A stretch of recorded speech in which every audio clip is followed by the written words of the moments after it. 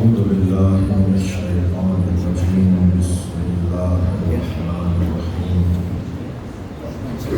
الحمد لله الذي لا يبلغ مدحته القائلون ولا يحصي نعماءه العادون ولا يعدي حقه المجتهدون أجل ممدود فطر الخلائق بقدرته ونشر الرياح برحمته الصلاة والسلام على الرسول المسدد المصطفى الأمجد المحمود الأحمد سيدنا ومولانا ومولى الكونين جد الحسن والحسين معاني والقاسم محمد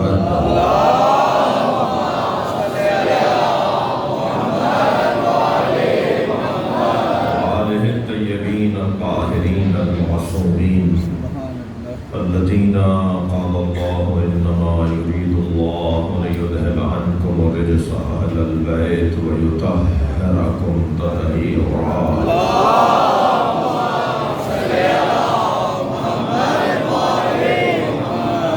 ولعنة الله عليهم أجمعين من يوم عداوتهم إلى قيام يوم الدين أما بعد قال الحكيم في قرآن الكريم بسم الله الرحمن الرحيم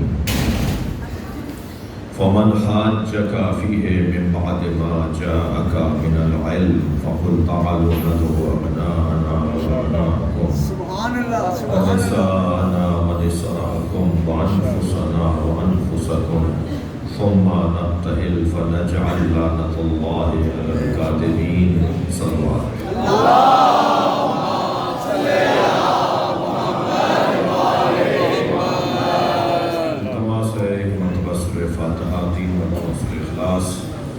حاضرین مجلس کے مرحومین خاص طور پر اہلیہ و سید محبوب علی نقوی، اہلیہ سید ممتاز علی بخاری، اہلیہ و سید فیاض علی بخاری، اہلیہ و سید خالد محبوب رضوی، سید علی افضل نقوی، سید علی آفتاب نقوی، سید نرجس خاتون، ملک علی رضا کے تمام مرحومین اور بالخصوص مرحومہ مغفورہ سیدہ نرگس نقوی رحم اللہ وقرآن الفاتحہ.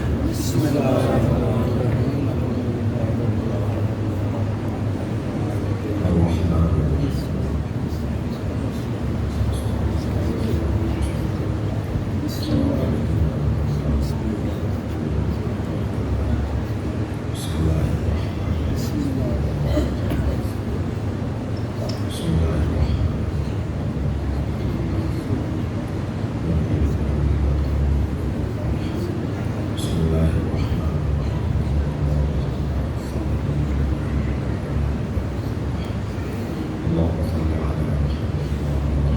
مغفرت کے لیے صلوات.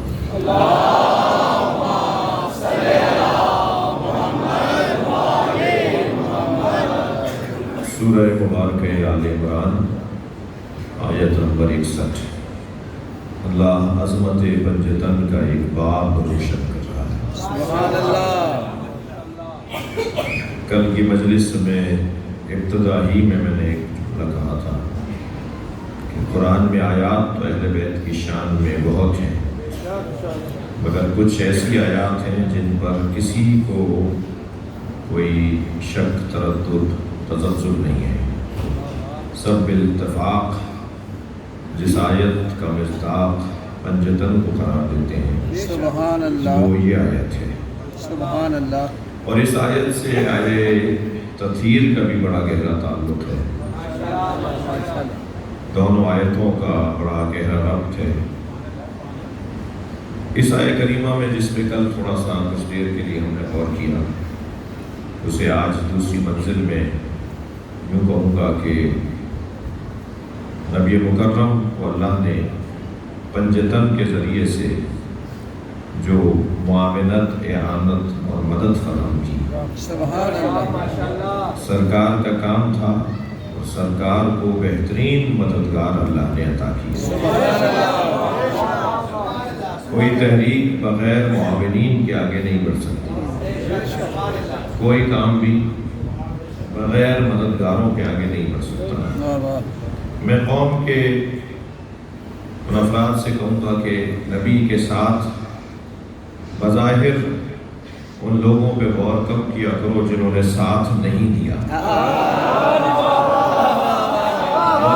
بلکہ غور ان پر کیا کرو جنہوں نے ساتھ دیا۔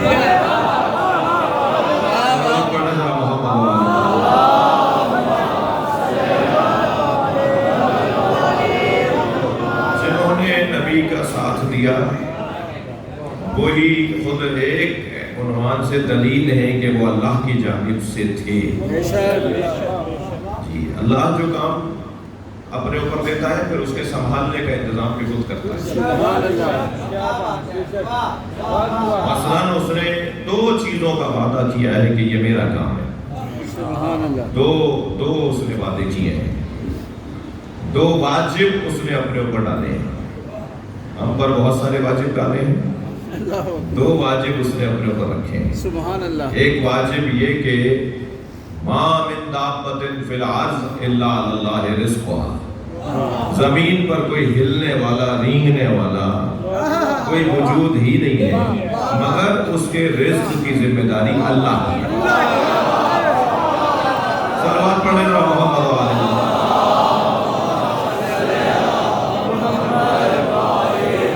رزق اللہ دے گا، یہ اس نے اپنے اوپر واجب قرار دیا، کسی کو بھوکا نہیں مرنے دے گا۔ جب میں مدرسے پڑھنے جا رہا تھا تو ہمارے کچھ برادری کے لوگوں نے کہا مولوی بننے جا رہے ہو، کھاؤ گے کہاں سے؟ آپ آج کی کیفیت میری نہ دیکھیے، آپ جائیے، میں 88 کی بات کر رہا ہوں، 88 میں، تو مجھ سے کہنا ہے مولوی بن رہے ہو، کھاؤ گے کہاں سے؟ تو بہت ہم نے انہیں سمجھانے کی کوشش کی مگر وہ بات ہماری منتقل نہیں ہو رہی تھی، ہمارے الفاظ میں کوتاہی کمزوری تھی، ہمارا بیان اچھا نہیں تھا۔ پھر ہم نے انہیں ایک حدیث سنائی تو انہوں نے کہا نہیں یہ بات ٹھیک ہے مگر پھر بھی کھاؤ گے کہاں سے؟ پھر ہم نے قرآن کی یہ آیت پڑھ دی ان کے لیے، تو کہنے لگے نہیں یہ باتیں سب صحیح ہیں مگر پھر بھی ظاہر ہے گزر بسر کیسے ہوگا؟ مولوی بن رہے ہو، چندوں پہ چلو گے، صدقات خیرات کھاؤ گے، کیا کھاؤ گے؟ سید ہو تم کیسے صدقہ کھاؤ گے؟ اب انہیں ہم نہیں سمجھا پا رہے تھے تو ہمارے ذہن میں ایک خیال آیا، ہم نے کہا جی ہاں وہ ایک اسرائیل کا یہودی ہے، اس نے کہا ہے کہ $100 مہینے کے دوں گا۔ کہتا ہے ہاں اب وہی نا بات، یہ ہے مسلمان کا حال کہ وہ یہودی کو مان لیتا ہے، اللہ کو نہیں مانتا، یعنی ظاہری وسائل کو مان لیتا ہے اور ظاہری وسائل شاید چاہے کسی کافر کی طرف سے ہوں۔ اللہ نے اپنے اوپر واجب قرار دیا ہے سبحان اللہ کہ رزق میں دوں گا، کوئی بھوکا نہیں مرنے دے گا، وہ کوئی بھوکا سونے نہیں دے گا۔ وہ اب اور بات ہے کہ میں کسی اور کا مال میں کھا لوں تو پھر اس کا جواب مجھے دینا ہوگا قیامت میں کہ میں نے کسی کا مال کھا لیا۔ ایک واجب اس نے اپنے اوپر یہ لیا۔ دوسرا واجب جو اس نے اپنے اوپر رکھا ہے وہ ہے ہدایت۔ اِنَّ عَلَيْنَا لَلْهُدَىٰ، جیسے وہ کہہ رہا ہے نا کہ مَا مِن دَابَّةٍ فِي الْأَرْضِ إِلَّا عَلَى اللَّهِ رِزْقُهَا، زمین پر کوئی جنبندہ نہیں ہے جس کے رزق کی ذمہ داری میری نہ ہو، اللہ کہہ رہا ہے میری ہے۔ سبحان اللہ۔ ایسے وہ کہہ رہا ہے اِنَّ عَلَيْنَا لَلْهُدَىٰ، ہدایت کی ذمہ داری میری ہے، ہادی میں ہوں، میں لوگوں کو ہدایت دوں گا۔ تو کام اللہ کا ہے اگر مصطفیٰ کر رہے ہو۔ اچھا عجیب بات ہے، بعض لوگوں کی سمجھ کو کیا کریں کہ کام اللہ کا ہو، نبی کر رہے ہو تو مان لیتے ہیں، کام میرا ہو اور اگر نبی وہاں وسیلہ بن جائے تو نہیں مانتے۔ ہدایت کی ذمہ داری میری ہے، میں اللہ ہادی ہے، اللہ کا کام ہے ہدایت دینا۔ ہدایت تکوینی تو اس نے سب کو برابر دی ہے، کبھی ایسا نہیں ہوا کہ آم کی گٹھلی دوائی اور کھجور کا درس نکل آیا۔ جو اس نے تکوینیات کے اندر اس نے ہدایت کا نظام رکھا ہے اس نے خوب مضبوط بنایا ہے، لیکن ہدایت تشریعی بھی تو ہدایت ہے تو وہ اس نے نبی کے حوالے کی، انبیاء کرام کے حوالے کی۔ تو ہدایت کیونکہ اس کا کام ہے تو اس کو مکمل کرنے کی ذمہ داری بھی اس کی ہے۔ سبحان اللہ۔ تو اللہ اپنے نبی کو اگر ہادی بنا کر بھیج رہا ہے تو اس کے معاون بھی وہی بھیجے گا، اس کے معاونین بھی وہی بھیجے گا۔ اب یہ تو سوچنے کی ضرورت ہی نہیں ہے کہ مباہلے میں یہ 5 ہی کیوں گئے ہیں۔ مباہلہ میں یہ 5 اس لیے ہی جائیں گے کہ یہی ہیں جو اللہ کی طرف سے ہدایت کے معاونین بنا کر بھیجے گا۔ ایک ماں کی مجلس ترحیم میں ایک جملہ کہہ رہا ہوں، اللہ نے سیدہ کو کتنی بڑی عظمت عطا کی ہے، اللہ نے سیدہ کو کتنی بڑی عظمت عطا کی ہے کہ جب بات عقیدہ توحید کی آئی تو میدان میں سیدہ آ رہی ہے۔ اکیلی سیدہ 1,24,000 نبیوں کی محنتوں کو بچانے والی ذات، مولا علی سے لے کر امام وقت تک کی محنتوں کو بچانے والی ذات۔ جی اللہ نے نبیوں میں کوئی عورت قرار نہیں دی، اماموں میں کوئی خاتون قرار نہیں دی، اس لیے کہ سیدہ کے علاوہ ضرورت ہی نہیں تھی، ایک تنہا سیدہ کافی ہے۔ فمن حاجک فیہ من بعد ما جاءک من العلم، اے میرے حبیب علم آ جانے کے بعد جو کٹ حجتی کریں، زدہ بحثم بحثی کریں، ان سے کہہ دیجئے فَقُلْ تَعَالُوا نَدْعُوا أَبْنَاءَنَا وَأَبْنَاءَكُمْ، ٹھیک ہے ہم اپنے بیٹے لے آتے ہیں، تم اپنے بیٹے لے آؤ۔ سبحان اللہ۔ وَنِسَاءَنَا وَنِسَاءَكُمْ، ہم اپنی بیٹیاں لے آتے ہیں، تم اپنی بیٹیاں لے آؤ۔ سبحان اللہ۔ وَأَنفُسَنَا وَأَنفُسَكُمْ، ترجمہ کیا ہے؟ ہم اپنے نفس لے آتے ہیں، تم اپنے نفس لے آؤ، نہیں ہم اپنے جیسے لے آتے ہیں، تم اپنے جیسے لے آؤ۔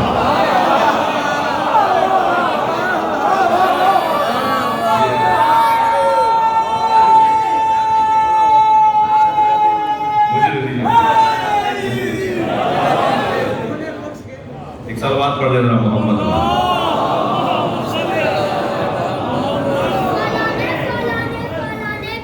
بیٹا بات سنو، میری بات سنو، نہیں کرو گے میں تمہیں تو کسی نے سکھایا ہوگا، تم تو میرے بچے اولاد ہو، اب تمہیں میں ٹوک رہا ہوں تو بعد میں مجھے پیار کرنا بھی واجب ہو گیا تم، اس لیے کہ تمہیں تو پتہ ہی نہیں نا تمہیں کیا سکھا کے بھیجا ہے۔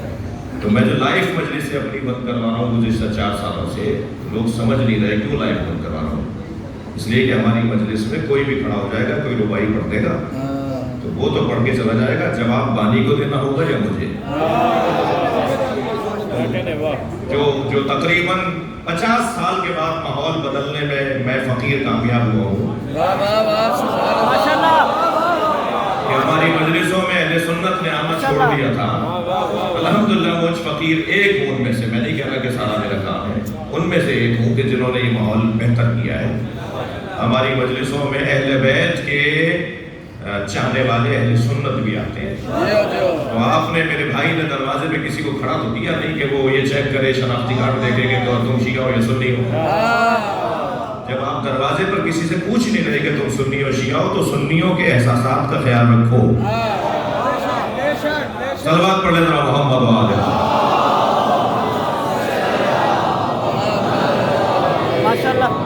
صلوات آپ نے کچھ سوچ کہیں اور دماغ ہے، صلوات یہاں پڑھ رہے ہیں۔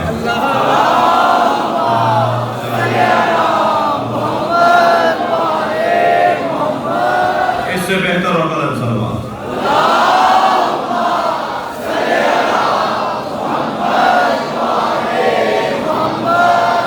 ایک اور صلوات۔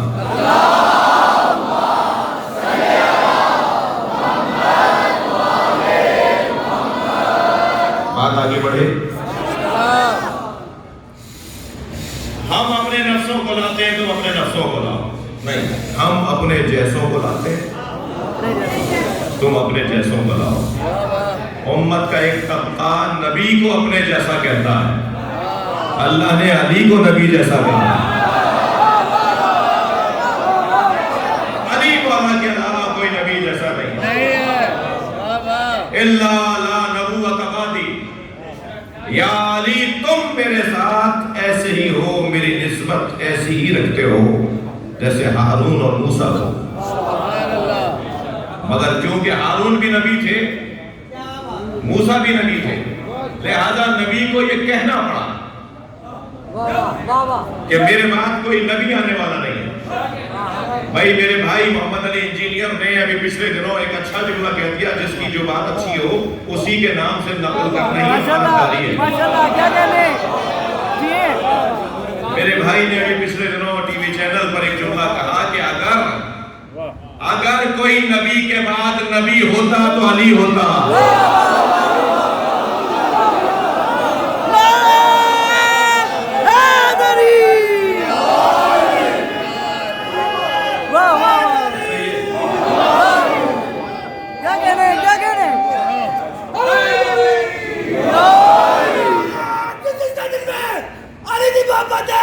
پہلے بچے سے لیتے آخری بچے تک درہا بلند کرتے نعرے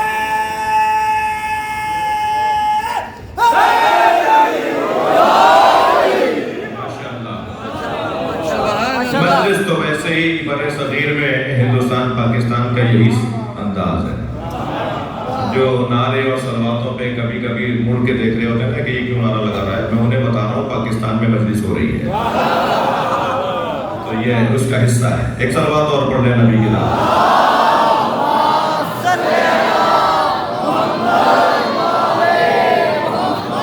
ہم اپنے جیسوں کو لاتے ہیں، تم اپنے جیسوں، ثم نبتہل، توجہ، پھر ہم مباہلہ کریں گے، فنجعل لعنت اللہ علی الکاذبین، اور پھر ہم قرار دیں گے اللہ کی لعنت جھوٹوں پر۔ لعنت اللہ کی ہوگی، قرار یہ دیں گے۔ علم اللہ کا ہے بالتعین کے ذریعے، رزق اللہ کا ہے دیتے یہ ہیں، قدرت اللہ کی ہے ظاہر علی کی دو انگلیوں سے ہوتی ہے۔ قدرت للہ،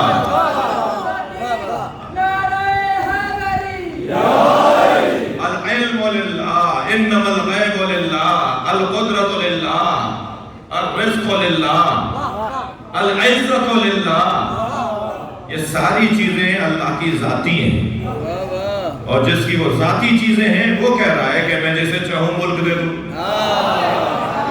وہ کہہ رہا ہے کہ جسے چاہوں عزت دے دوں، چیز اللہ کی ہے مگر جسے چاہوں، اس کے دو مطلب ہیں، ایک میں بادشاہی پائی جاتی ہے، ایک میں عدالت پائی جاتی ہے۔ بھائی وہ جسے چاہے دے دیں، یہ لہجہ ہے بادشاہوں والا، وہ جسے چاہے دے دیں، بھائی بادشاہ آدمی ہے، وہ جسے چاہے دے دیں، یہ بادشاہی بات عدالت کی ہو رہی ہے، وہ جسے چاہے دے دے، وہ جسے چاہے، وہ جسے چاہتا ہے، اور اللہ کی چاہت عین عدالت۔ میرے ان بچوں اور جوانوں کو ایک جملہ ذہن میں بٹھا کے جانا ہوگا کہ ہم اصول دین میں توحید کے بعد عدل کے قائل ہیں، اور جو توحید کے بعد عدل کے قائل ہیں وہ اللہ کے ہر کام کو عادلانہ جانتے ہیں۔ سبحان اللہ، وہ کوئی کام بادشاہوں والا نہیں کرتا، وہ کام عدالت کے مطابق کرتا ہے۔ جی یہ مائک سنبھالنے کے لیے آپ کسی بچے کو بھیجیں گے نہیں، اس لیے کہ وہ اس کا اہل نہیں ہے، تو آپ اور میں یہ مائک کے بٹن آگے پیچھے کرنے کے لیے اور تاروں کو اوپر نیچے لگانے کے لیے کسی ایسے بندے کو نہیں بٹھا رہے کہ جو جانتا نہیں ہے۔ جی یہ تو ایک مادی چیز ہے، آواز میری کہیں برابر نہیں ہوئی تو کیا قیامت آ جائے گی، لیکن جو ہدایت کا کام ہے، جو انسانیت کا کام ہے، اسے سنبھالنے کے اللہ اسے سنبھالنے کے لیے کس کو دے گا؟ جو خود ہدایت یافتہ ہوگا۔ صحیح ہے، نظام یہی ہے۔ پھر ہم اللہ کی لعنت جھوٹوں پہ قرار دیں گے۔ تو یہ آیت کا ظاہری ترجمہ ہے۔ اس آیت پر غور کرنے کے لیے میں آپ سے سہارا چاہتا ہوں، پھر ایک مرتبہ غور کیجیے۔ فَقُلْ تَعَالُوا نَدْعُ أَبْنَاءَنَا، ان سے کہہ دو کہ ہم اپنے بیٹے لاتے ہیں، تم اپنے بیٹے لاؤ۔ یہ نہیں کہہ رہے کہ أَبْنَاءَكُمْ وَأَبْنَاءَنَا، تم اپنے بیٹے لے آؤ، ہم اپنے بیٹے لے آتے ہیں۔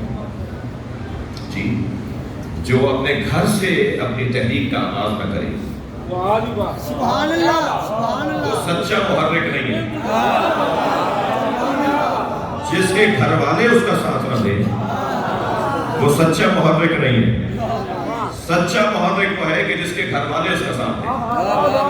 سرکار کے گھر والے سرکار کا ساتھ دے رہے ہیں، اور پھر بیٹوں کو، ہم اپنے بیٹوں سے زیادہ، اولاد سے زیادہ قیمتی شے کیا ہے؟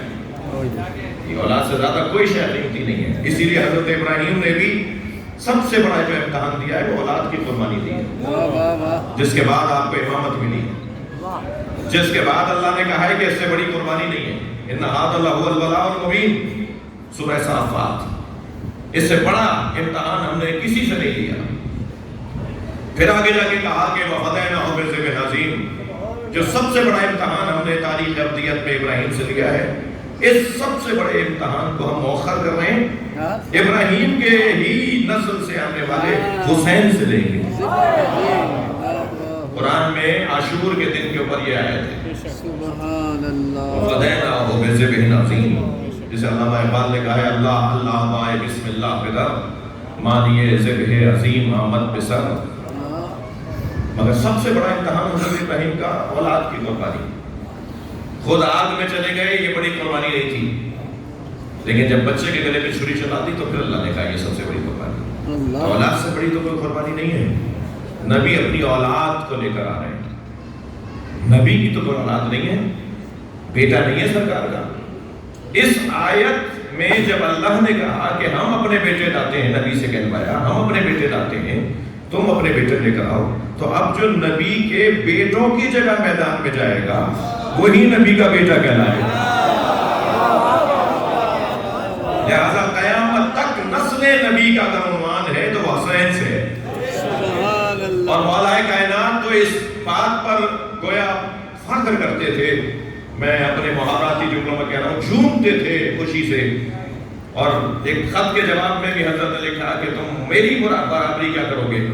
کسی اور سے کسی نے برابری کی بات کی کہ میرا دادا بھی بڑا، تمہارا دادا بھی بڑا تھا، میرا باپ بھی ایسا، تمہارا باپ بھی ایسا، بڑے خاندان کے ہیں دونوں، فلاں فلاں. تو حضرت نے جواب میں لکھا کہ تم میری کیا برابری کرو گے. اس وقت فرمایا تھا وَسِبْطَ أَحْمَدٍ وَلَدَيَ مِنْهَا فَمَنْ مِنْكُمْ سَهْمٌ كَسَهْمِي، میں نبی کے 2 بیٹوں کا باپ ہوں. صلوات پڑھ لیں محمد و آل محمد.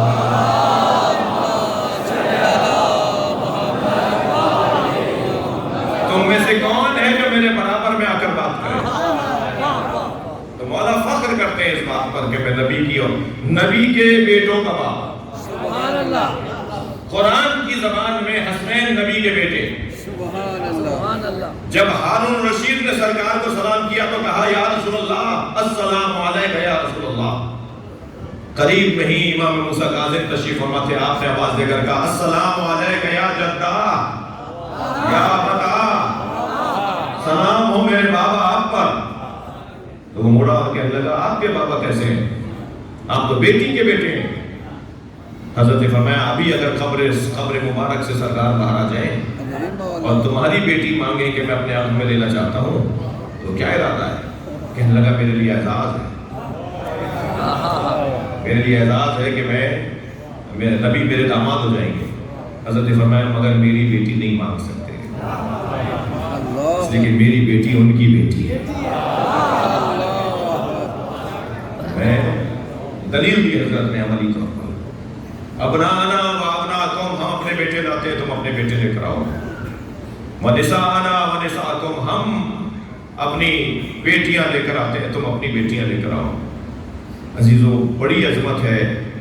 اچھا یہ مسئلہ مجھے بتائیے کہ یہ آیت جو ہے یہ مسئلہ رسالت کا تھا یا توحید کا؟ یہ مسئلہ وہ کہہ رہے تھے کہ اللہ کے بیٹے ہیں حضرت عیسیٰ، اور سرکار اسے کہہ رہے تھے کہ اعوذ باللہ لم یلد ولم یولد لم یتخذ صاحبۃ ولا ولدا. وہ اللہ نہ صاحب اپنا یعنی برابر کوئی اپنا شوق اپنا کوئی ہمسر نہیں چاہتا طلب کرتا ہے، اور نہ ہی کہ اس کی اولاد ہوتی ہے نہ ولد ہوتا ہے. بہت بحث ہوتی رہی، کہنے لگے نہیں کیونکہ حضرت عیسیٰ کے ہاں والد نہیں تھے، صرف ماں سے، صرف خاتون سے، صرف ماں سے دنیا میں آئے ہیں. تو نبی نے فرمایا اگر یہی دلیل ہے تو پھر حضرت آدم کے تو ماں بھی نہیں تھی، تو حضرت آدم کے ابن اللہ ہونے کے تو قائل نہیں ہو، حضرت عیسیٰ کے ابن اللہ ہونے کے قائل ہو، یا تو مانو انہیں بھی ابن اللہ مگر ان کو نہیں مانتے. تو کہا وہ سب سے پہلے اللہ کے بندے تھے، ماں کی گود میں آ کر کہا کہ میں عبداللہ ہوں، اللہ کا بندہ ہوں. تو سرکار نے فرمایا وہ سب سے پہلے نہیں تھے، ان کان للرحمن ولد فانا اول العابدین، اگر رحمان کے لیے کوئی ولد ہوتا تو میں محمد سب سے پہلا بندہ ہوں۔ نہیں کہا عیسائیوں نے، بھائی دونوں آیتوں کو ملائیے گا، عیسائیوں نے وہی آیت پڑھی جو حضرت عیسیٰ کے لیے قرآن میں ہے، انی عبداللہ آتانی الکتاب وجعلنی نبیا، ماں کی گود میں کہا حضرت مریم کی آغوش میں کہ میں اللہ کا بندہ ہوں، مجھے کتاب دے کر بھیجا ہے، مجھے نبی بنا کر بھیجا ہے۔ نبی نے فرمایا کہ نہیں، وہ پہلے بندے نہیں ہیں، 4000 سال پہلے کے ہیں حضرت عیسیٰ سے، حضرت عیسیٰ نبی سے۔ نبی کہہ رہے ہیں وہ پہلے نہیں ہے، میں پہلے ہوں۔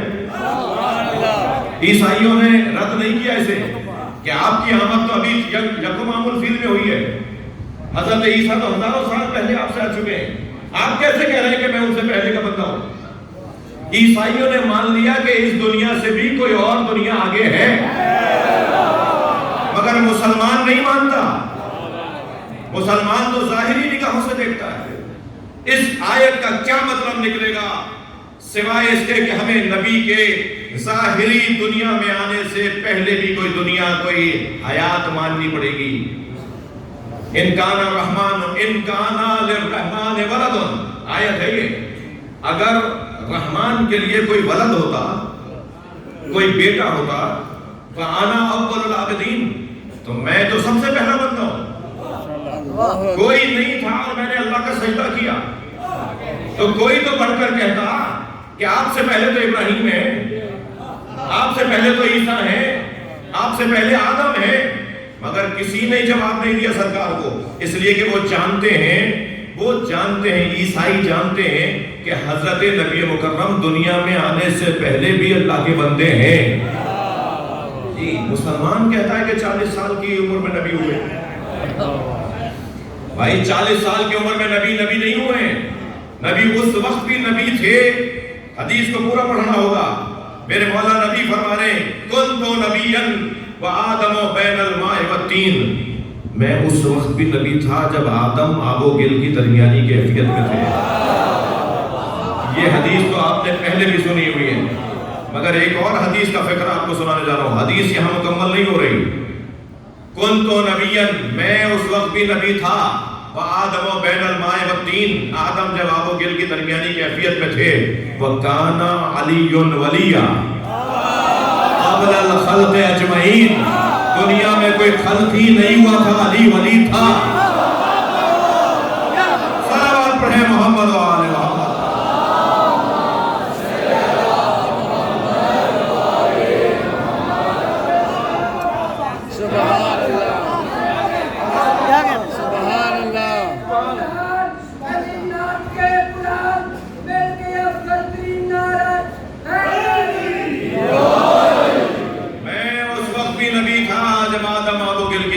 کیفیت میں تھے، تو یہ تو کوئی بات نہیں، تو یہ مسئلہ عقیدہ توحید کا تھا نا، مباہلہ توحید کے تحفظ کے لیے وبا ہوا یا رسالت کے تحفظ کے لیے؟ سرکار سے بحث ضرور ہو رہی ہے، مقابلہ مناظرہ سرکار سے ہو رہا ہے، لیکن مسئلہ تو عقیدہ توحید کا ہے، وہ تسلیث کے قائل ہیں، نبی توحید کی بات کر رہے ہیں، وہ کہہ رہے ہیں تین اللہ، نبی کہہ رہے ہیں وحدہ لا شریک اللہ، تو بحث تو تین اللہوں میں اور وحدہ لا شریک اللہ میں ہو رہی تھی، بحث تو اللہ کی موضوع پر تھی نا، تو فرمایا ٹھیک ہے کل ہم طے کر لیتے ہیں کہ کون سچ کہہ رہا ہے، کون سچ کہہ رہا ہے، اور پھر جب سچ کون کہہ رہا ہے اس کے لیے سرکار نے گھر میں جا کر کہا یا زہرا یا فاطمہ انی اجد فی بدنی ضعفا، میں اپنے بدن میں ضعف محسوس کر رہا ہوں، ایدینی بالکساء الیمنی، مجھے چادر یمنی لا کر دے دو۔ سیدہ نے چادر یمنی فرماتی آتا ہے تو کساء الیمنی، میں نے چادر یمنی لا کے سرکار کو دے دی، نبی کو اپنے بابا کو دے دی، سرکار نے میرے نام بابا نے اس چادر کو اپنے اوپر لے لیا۔ کچھ دیر کے بعد امام حسن آئے، اتفاقاً نہیں آ رہے، بھیجے جا رہے ہیں، ضعف بدن نبی کی بات نہیں ہے، ضعف بدن نبوت کی بات ہے، ضعف بدن نبی شاید آرام کرنے سے دور ہو جائے، مگر ضعف بدن نبوت اجزائے نبوت کے جمع ہونے ضرور ہوگا. اب اجزائے نبوت سمٹتے جا رہے ہیں. امام حسن اتفاقا نہیں آ رہے, اللہ بھیج رہا ہے. آ کر کہا اماں مجھے نانا کی خوشبو آ رہی ہے. یہ کیسی خوشبو ہے جس کو سونگھنے کے لیے حسن مولا کا شامہ چاہیے. ہر ایک یہ خوشبو سونگ ہی نہیں سکتا. مجھے نانا کی خوشبو آ رہی ہے. فرماتی نا کہ آرام کر رہے ہیں.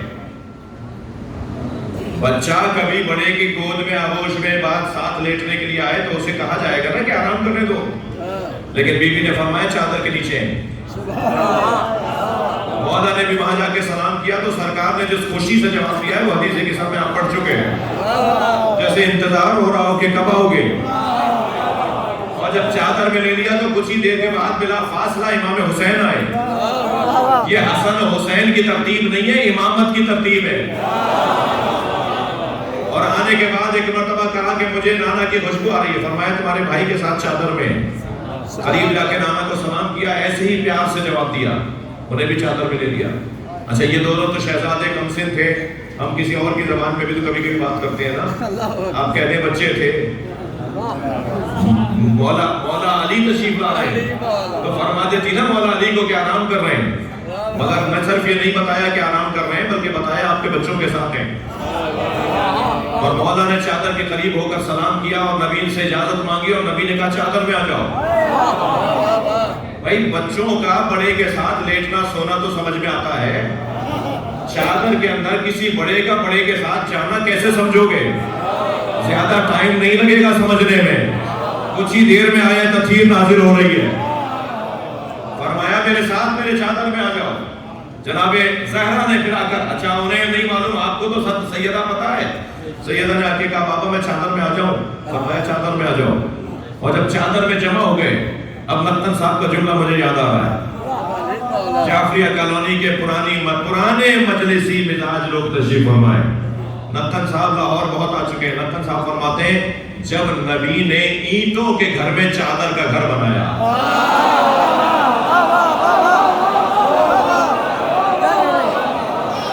اور اس چادر کے گھر کی مضبوطی تو دیکھیے کہ ہر گھر گر سکتا ہے, یہ چادر کا گھر نہیں گر سکتا. صلوات پڑھیں محمد و آل محمد.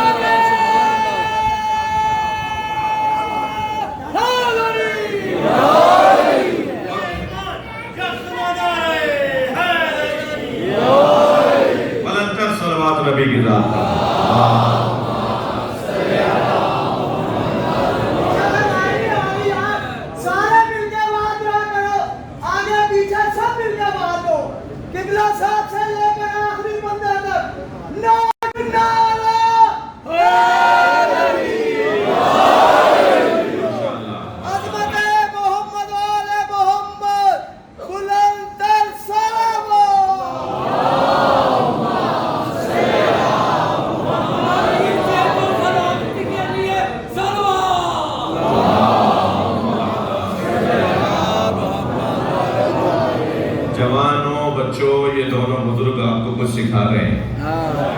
سلمان پڑھے گا محمد وال. جی جو بھی نعرہ لگائے گا کربلا جائے گا, نجف جائے گا.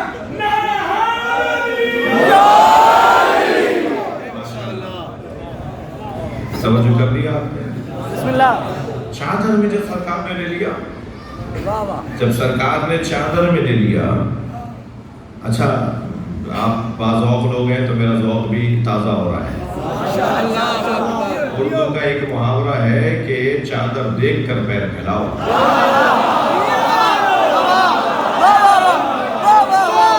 یہ گھرانہ وہ ہے جنہیں دیکھ کے چادر پھیلتی ہے.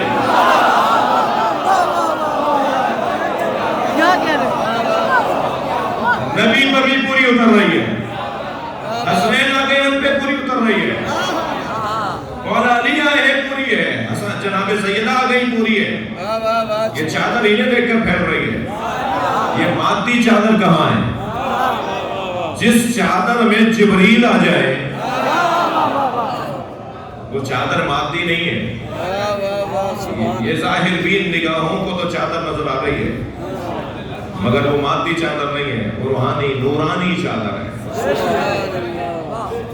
حدیث کے ساتھ اگر یہاں رکھی ہوتی تو میں ایک ایک جملہ اس سے پڑھ کر اس کی تشریح کرتا، تفسیر کرتا۔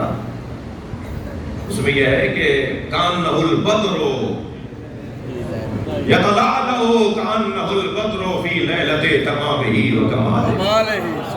توجہ چاہوں گا، بخاری صاحب، ظاہر بخاری صاحب مجلس کے اختتام پہ بیٹھے ہیں، ان سے دعا چاہیے جی۔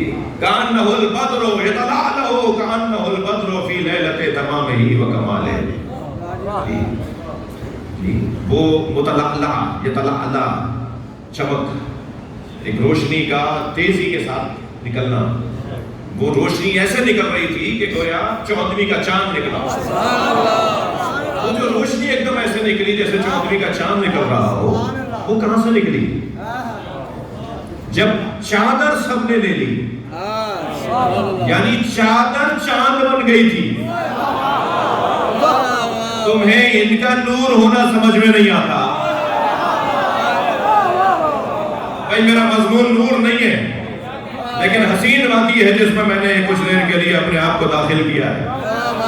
ان کے ساتھ تو چادر جڑ جائے تو نورانی ہو جاتی ہے، ان کے بچوں کا نور کیسا ہوگا؟ اچھا، سنی بھائی مجلس میں آئے ہوئے، نبی نور تھے یا بشر؟ یہ ایک بحث ہے ہمارے سنی بھائیوں کے۔ ہمارے یہاں کچھ بحثیں ہیں ہی نہیں، یہ ہمارے یہاں کچھ بحثیں نہیں ہیں، یعنی ہمارے یہاں وہ بات ہی نہیں ہے، عنوان ہی نہیں ہے، اس پہ زور ہی ہمیں نہیں لگانا، اس پہ ہمیں محنت ہی نہیں کرنی۔ یہ بچہ جانتا ہے کہ وہ کیسے نور ہے۔ سبحان اللہ۔ میں ایک آیت سورہ مبارکہ توبہ کی ایک آیت سنانے جا رہا ہوں بسم اللہ، ماشاءاللہ، نور کے بارے میں۔ یہ پوری چادر نور کا بقعہ نور بن گئی۔ سبحان اللہ۔ اس میں سے یہ پوری چادر لگ رہی تھی جیسے چاند رکھا ہو، سبحان اللہ، جیسے چاند رکھا ہو۔ اچھا، چاند ہمیں اس لیے سمجھایا ہے کہ ہم چاند کی روشنی کو ذرا نور سمجھتے ہیں، روشنی سمجھتے ہیں۔ جو جتنا دماغ ہوگا اتنی بات ہوگی نا بھائی۔ ہمارا جتنا دماغ ہے، اللہ اگر اس سے ہٹ کر بات کرے تو فساد کے خلاف، اگر اس سے اللہ ہٹ کر بات کرے تو فساد کے خلاف، ورنہ چاند ان کے آگے کیا ہے؟ سبحان اللہ۔ بھائی جو بدلیوں میں چلا جائے، جو کہنوں کا شکار ہو جائے، جو کہنوں کا شکار ہو جائے، وہ چاند اور ہے۔ یہ تو ویسے چاند ہے کہ اگر انہیں اسیر بھی کر لیا جائے تو لوگوں کو رہائیاں دلوا رہے ہوتے ہیں، ان کے پاس کچھ نہ ہو تب بھی بانٹ رہے ہوتے ہیں، ان کے پاس کچھ بھی نہ ہو تب بھی خالی ہاتھ نہیں جانے دیتے کسی کو۔ انداز ہی کچھ اور ہے۔ بات نور کی کر رہا تھا، وہ پوری چادر نور بنی ہوئی ہے۔ سبحان اللہ، پوری چادر نور بنی ہوئی۔ مجھے جلدی نہیں ہے، آپ لوگوں کو تو جلدی نہیں ہے۔ وہ جس میں سرکار آئے ہیں، پنجتن آئے ہیں، وہ پوری کی پوری چادر نور۔ آیت ہدیہ کر رہا ہوں اہل بیت کے نور ہونے پر۔ سبحان اللہ، سبحان اللہ۔ الذین آمنوا بہ، بس وہ لوگ جو میرے نبی پر ایمان لائے، تھکے تو نہیں آپ؟ وَعَطَّرُوهُ، جنہوں نے میرے نبی کی تعظیم کی۔ ایمان لانا آسان ہے، تعظیم کرنا مشکل ہے۔ بہت سارے لوگ ہیں کہ جو کہتے ہیں کہ ہم ایمان لے آئے، ان کے ایمان کا پتہ تب لگے گا جب وہ ادب کر رہے ہوں گے، تعظیم کر رہے ہوں گے۔ فَالَّذِينَ آمَنُوا بِهِ وَعَطَّرُوهُ، تعظیم وَنَصَرُوهُ، جنہوں نے میرے نبی پر، جو میرے نبی پر ایمان لائے، جنہوں نے میرے نبی کی تعظیم کی، جنہوں نے میرے نبی کی مدد کی، یہ ہو گئے مسلمان، بہتر مسلمان ہوتے جا رہے ہیں۔ ایمان لانے والا مسلمان، مومن، اس سے اچھا مسلمان جو تعظیم کرے، اس سے اچھا مسلمان جو مدد کرے۔ سب سے اچھا مسلمان کون ہے؟ وَالَّذِينَ آمَنُوا بِهِ وَعَطَّرُوهُ وَنَصَرُوهُ وَاتَّبَعُوا نُورَ الَّذِي أُنزِلَ مَعَهُ، اور سب سے اچھا مسلمان وہ ہے جو اتباع کرتا ہے اس نور کی جو نبی کے ساتھ نازل ہوا ہے۔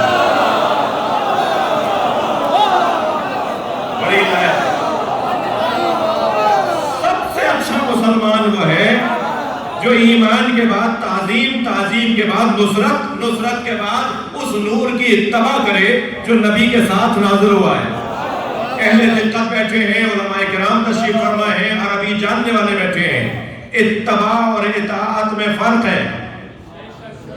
یہاں اللہ نے لفظ اطاعت نہیں کہا، نہیں بولا، نہیں لکھا، نہیں نازل کیا. اطاعت قول میں ہے. اللہ اپنے بارے میں جب کہے گا نا تو کہے گا اطیعوا اللہ. پورے قرآن میں کہیں دکھائیں کہ اللہ نے اپنے لیے کہا ہو اتبع اللہ، اللہ کی اتباع کرو. اتباع فعل میں ہے، اطاعت قول میں ہے.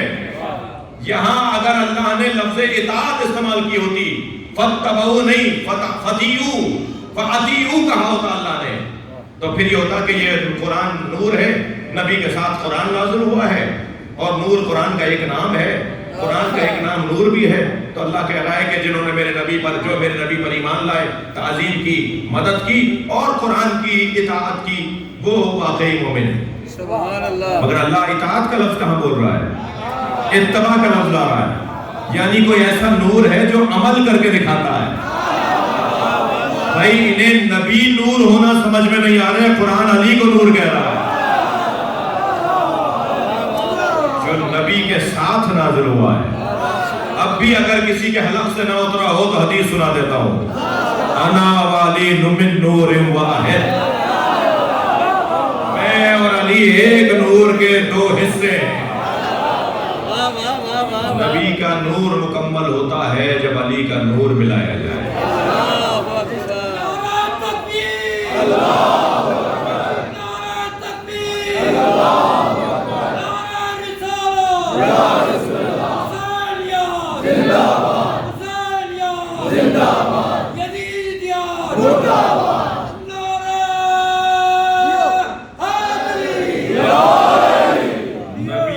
نبی کا نور علی کے نور سے مل کر مکمل ہے. چادر نور بن گئی تھی بھائی. سبحان اللہ. سرکار کا وجود تو بہت بڑا وجود ہے. یہ چادر تو کوئی معمولی چادر نہیں ہے. گھوڑے پر بیٹھ جائیں تو وہاں گھوڑا نہیں رہتا. ناقے پر سرکار بیٹھ جائیں تو وہاں ناقہ نہیں رہتا. جی نبی مکرم جس سواری پر بیٹھتے تھے لم یسن ولم یحرم قط، حدیث کا جملہ ہے. جس سواری پر بیٹھ جاتے تھے نہ وہ بوڑھی ہوتی تھی نہ وہ بیمار ہوتی تھی. بڑھاپا ہی نہیں آتا تھا اس پہ. سبحان اللہ. سرکار سے اگر جانور کے نسبت ہو جائے تو وہ معمولی جانور نہیں رہتا. سبحان اللہ. البتہ جانوروں کا حساب علیحدہ ہے. جی فتح خیبر کے موقع پر جانوروں کو باندھ کے کھڑا کیا تھا جو مال غنیمت میں ملے. ان جانوروں میں ایک گدھا تھا جو رسی چھڑا رہا تھا. سرکار نے اسے جب دیکھا کہ مضطرب ہے، بے چین ہے، تو آپ نے ایک صحابی محترم سے فرمایا کہ اس کی رسی چھوڑ دو، اس کے رسی کھول دو.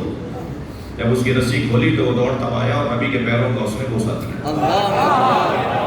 اور سرکار سے اس نے کہا یا رسول اللہ، میرے آبا و اجداد کی پشت پر نبی اور وصی نبی بیٹھے ہیں. ایک مدت سے ہماری پشت پر کوئی نبی یا وصی نبی نہیں بیٹھا. اللہ اکبر. جی ان مشرکوں اور کافروں سے تو یہ گدھا اچھا تھا.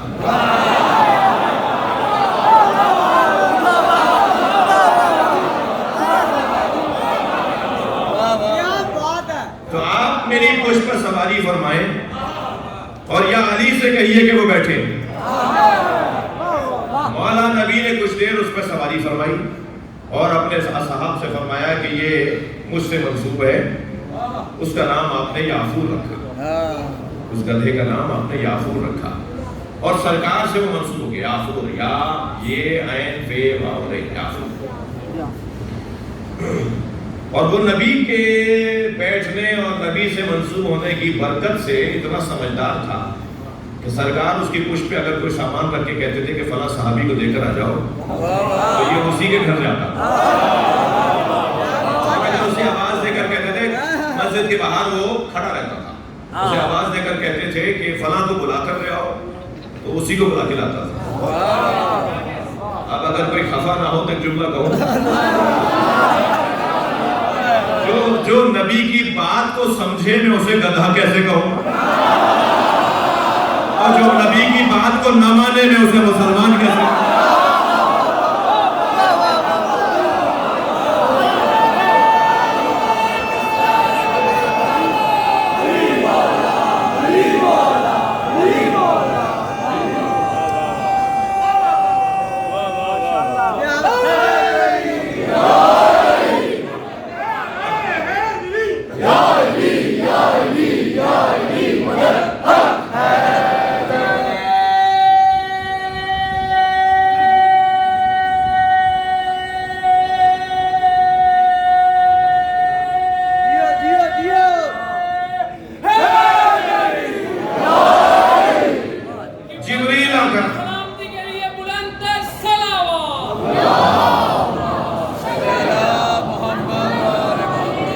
सबकी सलामती के लिए बुलंद सलवात।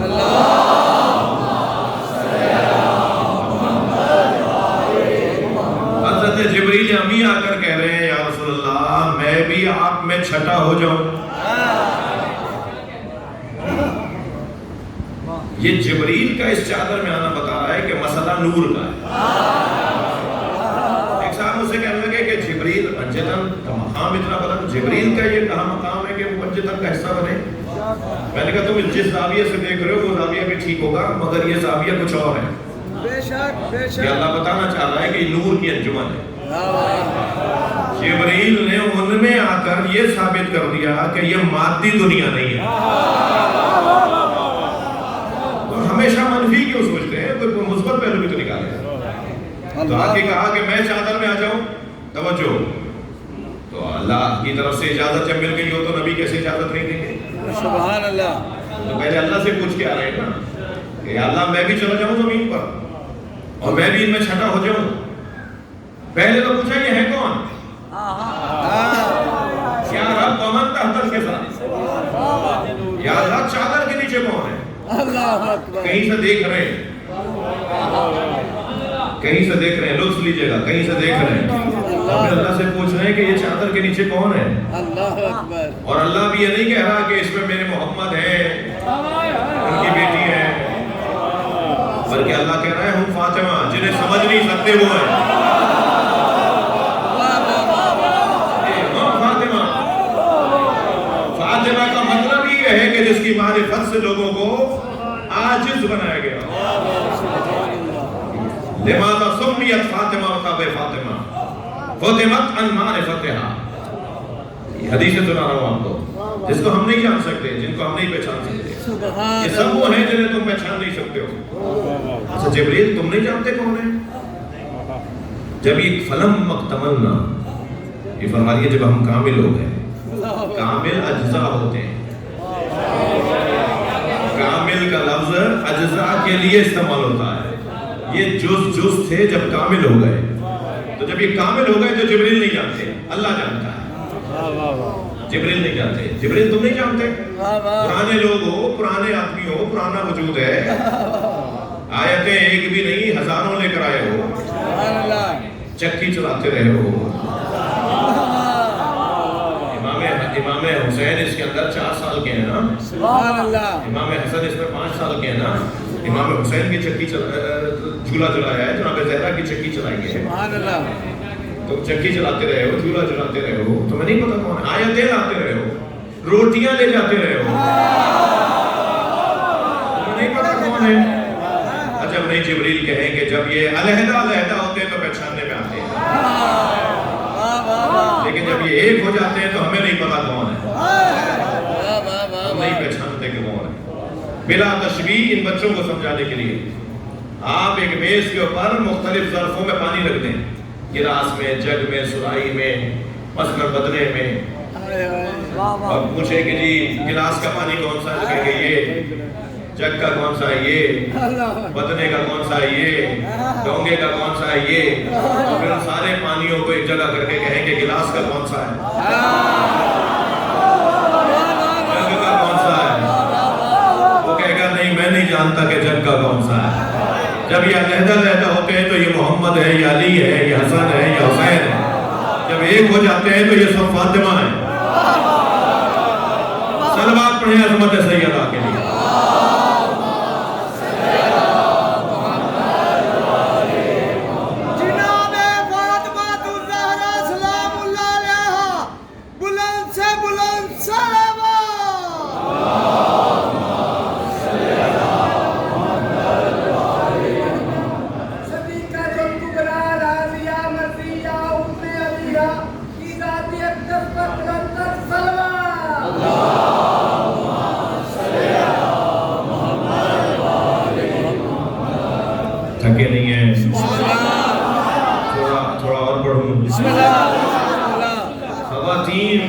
4 روپ ہیں، 4 माशाल्लाह خواتین کے 4 روپ ہیں، 4 کردار ہیں، 4 تصویریں ہیں، 4 قلمدان ہیں ان کے پاس، کبھی ایک رکھتی ہیں اپنے پاس، کبھی 4 رکھتی ہیں۔ ایک ماں کی مجلس ترحیم ہے، سیدہ کے دسترخوان پر آ گیا ہوں تو کچھ دیر کے لیے آپ کو روکنا چاہ رہا ہوں۔ माशाल्लाह माशाल्लाह خواتین کی 4 تصویریں۔ سب سے پہلی تصویر تمہید زندگی، جسے بیٹی کہا جاتا ہے۔ سبحان اللہ، زندگی جس کو دیکھ کر سجنے لگے، کھلنے لگے، جسے دیکھ کر زندہ رہنے کا شوق بڑھے، جس کی وجہ سے تھکن اور صعوبتیں اور پریشانیاں دور ہوں، سارے دن کی پریشانیاں جسے دیکھ کر ختم ہو جائیں۔ تمہید زندگی، جینے کا لطف جس کے ذریعے ہو، سبحان اللہ، وہ ہے بیٹی۔ سبحان بیٹیوں کو عزیز رکھیے میرے عزیزوں۔ وہ خواتین زیادہ فضیلت والی ہیں جن کے یہاں پہلی اولاد بیٹی ہوتی ہے، سبحان اللہ، سبحان اللہ، عورتیں زیادہ فضیلت رکھتی ہیں اللہ رسول اہل بیت کے نزدیک سبحان اللہ، جن کی گود میں پہلی بیٹی آئے۔ اللہ اکبر، جی، رحمت پہلے آئے۔ سبحان اللہ ایک صاحب کی چھٹی بیٹی ہوئی، وہ لڈو بانٹ رہے تھے، تو کسی نے کہا جی یہاں تو پہلی بیٹی ہو جائے تو گردن لٹک جاتی ہے، آپ چھٹی بیٹی پہ بھی خوش نظر آ رہے ہیں۔ کہنے لگے خوش اس لیے ہوں کہ اگر بیٹا ہوتا تو اسے پڑھانا پڑتا، بیٹیاں اللہ کے یہاں سے پڑھ کر آتی ہیں، محبتیں پڑھ کر آتی ہیں، وفاداری پڑھ کر آتی ہیں، جذبات اور احساسات پڑھ کر آتی ہیں۔ بیٹیوں کا حسن ہی گھر میں کچھ اور۔ سبحان اللہ کبھی کبھی ایسی کوئی چیز سننے یا دیکھنے کو ملتی ہے تو طبیعت خراب ہوتی ہے کہ جہاں بیٹیوں کے ساتھ زیادتیاں ہیں۔ میں ہاتھ جوڑ کر کہوں گا ان لوگوں سے جو بیٹیوں کے سامنے اپنے کسی بزرگ سے کہتے ہیں کہ دعا کرو ہمیں اولاد نرینہ ملے، اس بیٹی کا دل نہیں دکھاؤ۔ اللہ اکبر، اگر بیٹے کی دعا بھی کروانی ہے تو اس کے سامنے کیوں کروا رہے ہو؟ وہ سوچے گی نہیں کہ میں ابا کے ساتھ اتنی محبتوں میں قربان، اور ابا پھر بھی میرے سامنے کہہ رہے ہیں کہ مجھے بیٹا چاہیے۔ اللہ اکبر، ہونا چاہیے بیٹا اور بیٹی اللہ کی رحمت و نعمت ہیں، مگر یہ کہ کبھی سوچا کہ بیٹی کے سامنے جب اولاد نرینہ کیا ہوتی ہے، کیا کرنا ہے ایسے بیٹے کا جو حضرت نوح کی طرح باپ کا ہی دشمن ہو جائے؟ یہ نرینہ اور اناس کا کیا تذکرہ ہے؟ صالح اولاد مانگو، کیا کریں، نیک اور اچھی اولاد مانگنی چاہیے۔ یہ کیا بات ہوئی کہ بیٹا چاہیے؟ بیٹا چاہیے تمہارے لیے وبال جان بن جائے گا، بیٹی چاہیے جو تمہیں ذلیل کرتی پھرے۔ بیٹا اور بیٹی کا تذکرہ نہیں، تذکرہ یہ کہ اولاد ہو تو صالح ہو، نیک ہو، پرہیزگار ہو، آدمی کا بچہ ہو۔ جی، ایک تو تمہید زندگی کا بڑا خیال رکھا جائے، یہ گھروں کی رونق ہے۔ پھر جب یہ روح بدلتی ہے تو یہ ہے اصل زندگی، جب یہ کسی کی زوجہ بنتی ہے۔ سبحان اللہ، زندگی کا اصل زوجیت میں ہے، یہ زوجہ بن کے گھر آئی ہیں، یہ نوکرانی بن کر نہیں ہے۔ شوہر کو حاکم ضرور بنایا ہے، جلاد نہیں بنایا۔ حاکم اور ہے، جلاد اور۔ حاکم کا مطلب یہ ہے کہ رعایا کے حقوق کی پاسداری۔ جی، جوانوں کو ذرا اچھا لگ رہا ہے کچھ میرے باتیں کرنا، یہ کہہ رہے ہیں ایسے ہی ہو جائے ہم تیار ہیں، ایسے ہی کرنے کو تیار ہیں۔ صلوات پڑھیں اللہ محمد وآلہ۔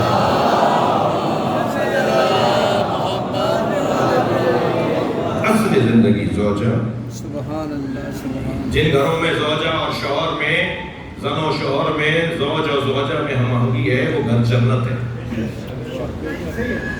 جی، اللہ سے یہ دعا کریں کہ اللہ اصل زندگی جو آپ کو عطا کرے، جب خاتون اصل زندگی میں ڈھلے تو وہ کسی آدمی کی بچی ہو،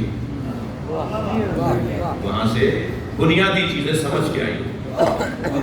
البتہ یہ توقع رکھنا بہت اچھا نہیں ہے کہ وہ 80 سالہ عورت کی طرح تجربے کار ہوگی۔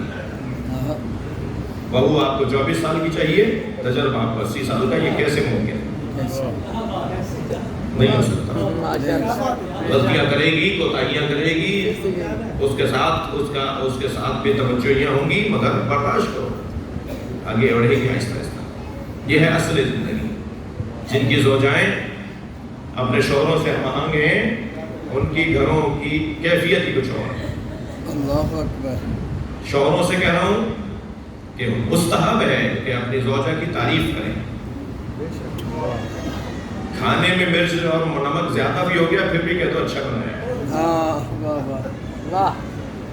अच्छा, उनको तवक्को होती है कैसा बनाया, इधर से उधर घूमती फिर रही है बार बार, कैसा लग रहा है, और ये कुछ फूट के ही नहीं दे रहा,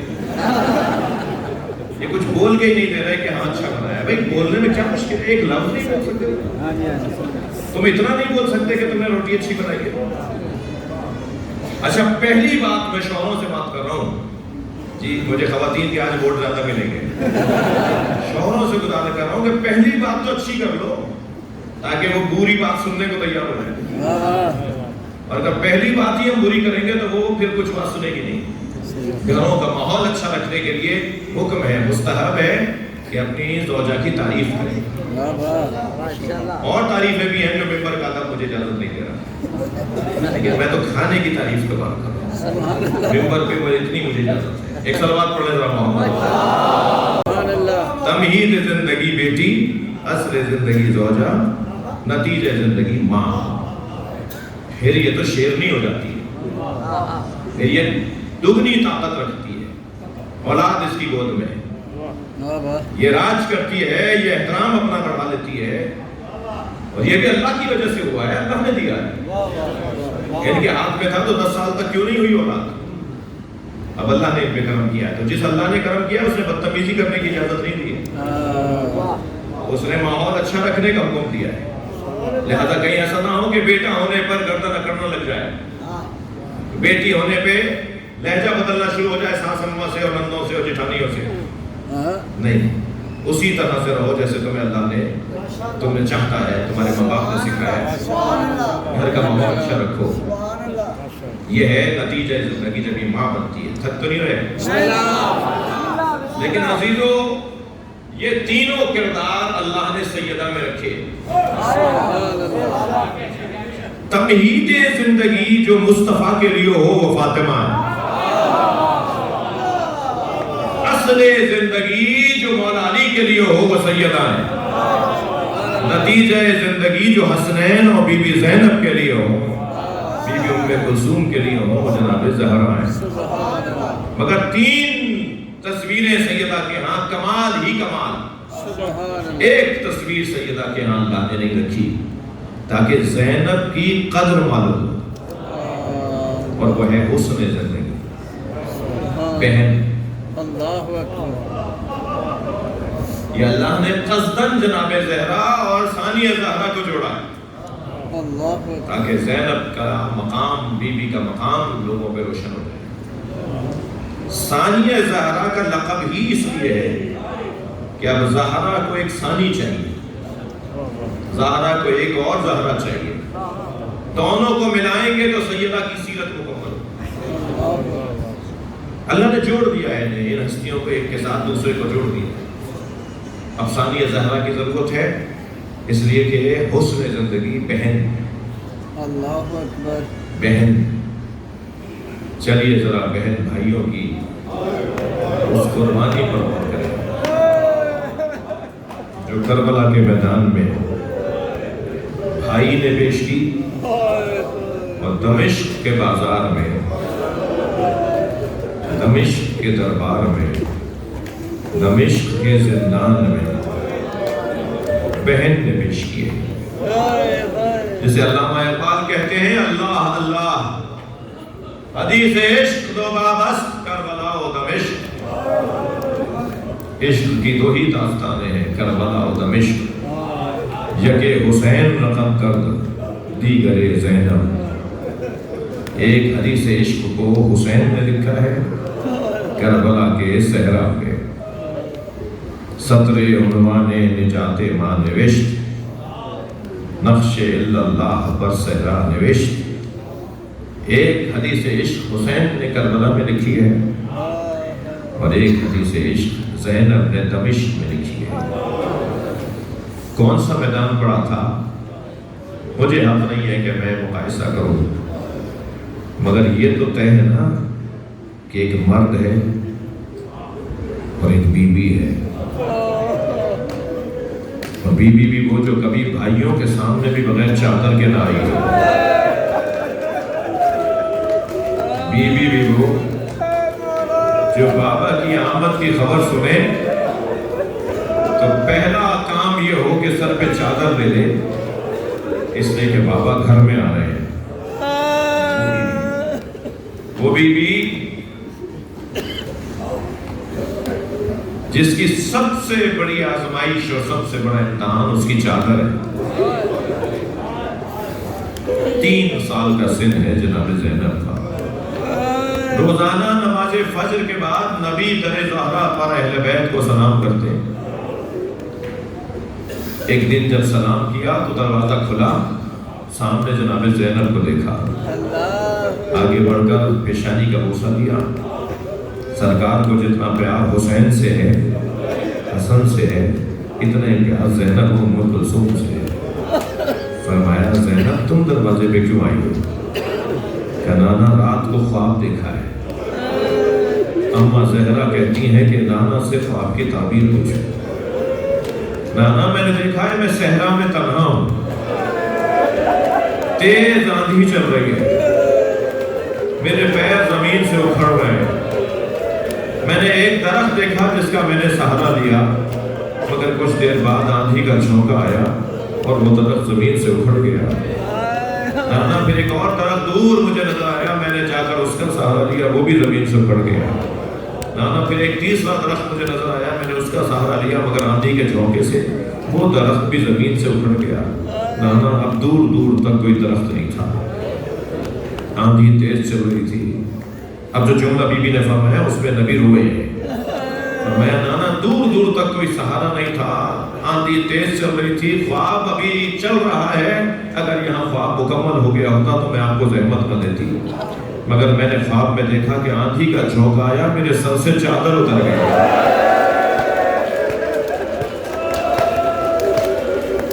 نبی کی آنکھوں میں آنسو آ گئے۔ فرمایا زینب تمہارے 3 سہارے ہیں، تمہارا بابا علی تمہارا سہارا، تمہارا بھائی حسن، تمہارا بھائی حسین، اور ایک بیابان ہوگا جسے کرب و بلا کہتے ہیں، جہاں تمہارے سر سے چادر اترے گی۔ جس بی بی نے کبھی بھائیوں کے سامنے بھی بغیر چادر کے خود کو پیش نہ کیا ہو، میں رونے والوں سے ایک سوال کروں تاکہ آنکھ میں آنسو آ جائے اور ایک قطرہ اشک بھی اگر حسین پہ آ جائے نا، ہماری نجات کا بہت بڑا ذخیرہ ہے۔ سوال کروں جس بی بی نے کبھی بغیر چادر کے بھائیوں کے سامنے بھی خود کو پیش نہ کیا، شام غریبہ میں اپنی زندگی کی نماز مغرب بغیر چادر کے کیسے پڑھے؟ جب کہا ہوگا نا جناب زینب نے بغیر چادر کے اللہ اکبر، اور شاید نیت کرتے وقت کہا ہو اللہ زینب سے اس نماز کو قبول کر لے،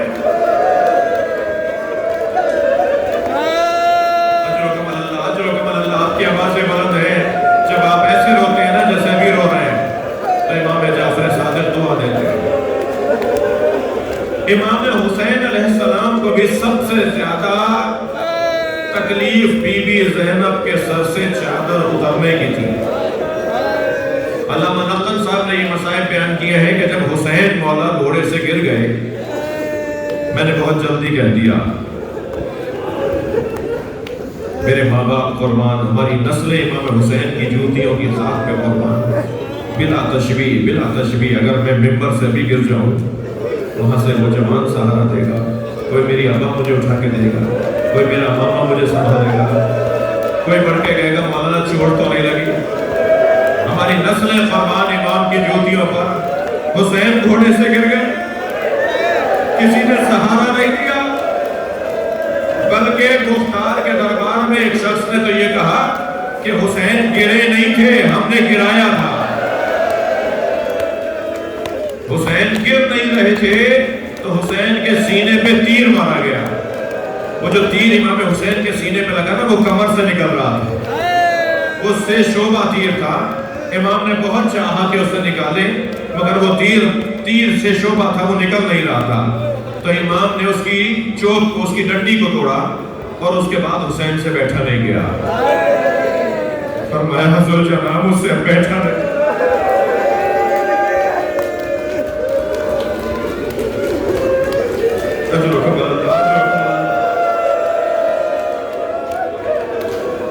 ذوالجلال نے گھٹنے ٹیکے تاکہ حسین گرے تو میرے مولا کو تکلیف کم سے کم ہو.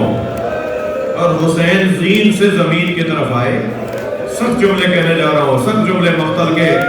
سنی شیعہ نے یہ مقتل لکھا ہے جب حسین زمین پر گرے ہیں نا تو امام روب زمین تھے. امام روب زمین تھے. آپ کا سینہ شکم مبارک اور چہرے انور زمین کی طرف تھا.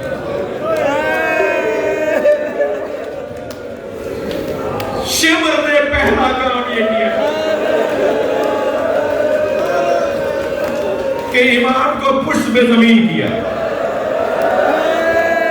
امام کو پشت پہ زمین کیا. پھر وہ جو بات کے جملے ہیں میں عربی میں پڑھوں گا, مجھ سے ترجمہ نہیں ہو پائے گا. اللہ کرے میرا مجمع عزادار مجمع ہے, خاندانی مجمع ہے, وہ جملے سمجھیں گے اور منتقل ہوگا بیان. وَشِمْرٌ جَالِسٌ عَلَىٰ صَدْرٍ شِمْرٌ جَالِسٌ عَلَىٰ صَدْرٍ وَأَخَذَا بِلَحْيَتِهِ.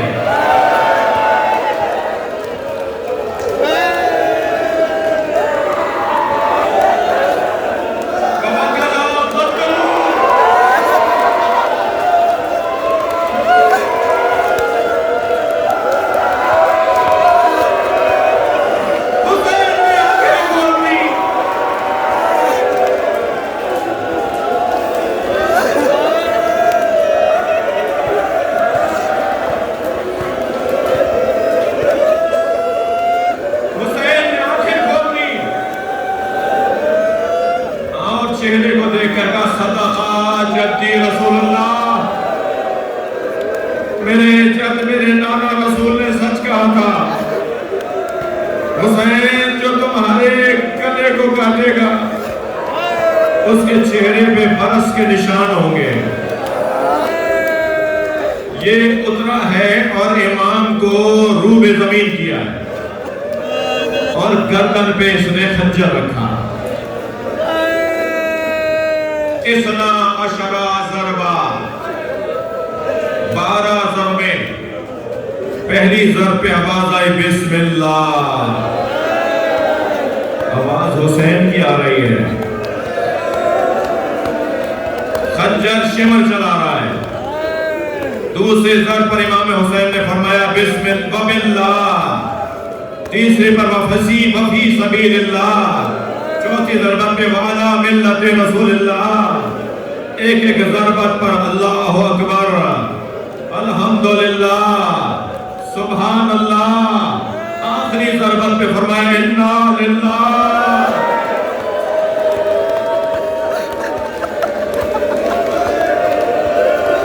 حسین کا سر اقدس کاٹ کے نیزے بھی کنی پر بلند کیا. 70 قدم کے فاصلے پر بہن کھڑی دیکھ رہی ہے. زمین کربلا کو زلزلہ آیا. کربلا میں سیاہ آندھیاں چلنے لگی. ایک ایک بہن کیا کرے, کہاں جائے. دوڑی ہے خیمہ گاہ میں. امام سجاد کو اٹھایا. زین العابدین اٹھو, کب بھی اماں سہارا دیجئے, خیمے کا پردہ ہٹائیے. اب جو خیمے کا پردہ ہٹائے امام نے ہتھیلیوں کو زمین پہ ٹیکا اور کھڑے ہوتے ہوئے کہا السلام علیکہ یا